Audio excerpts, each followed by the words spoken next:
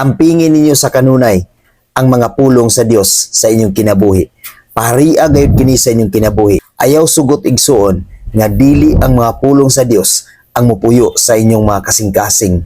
Ayaw sugot igsuon nga ang demonyo mo'y maghari sa inyong kinabuhi, kundili paharia ang Dios sa inyong kinabuhi.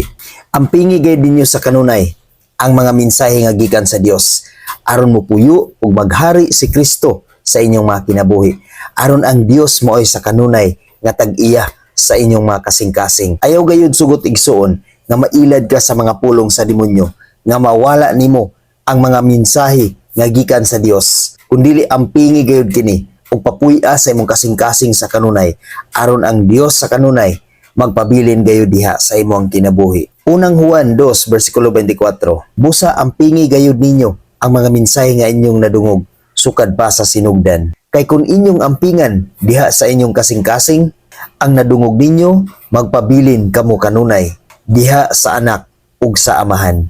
Igsuon ampingi sa kanunay ang mga pulong sa Dios diha sa inyong mga kasing-kasing ug papuy-a sa kanunay si Kristo diha sa inyong mga kasing-kasing. Aron aduna kamoy maayo nga kinabuhi ug magpabilin kamo kanunay diha sa Dios. God bless sa tanan.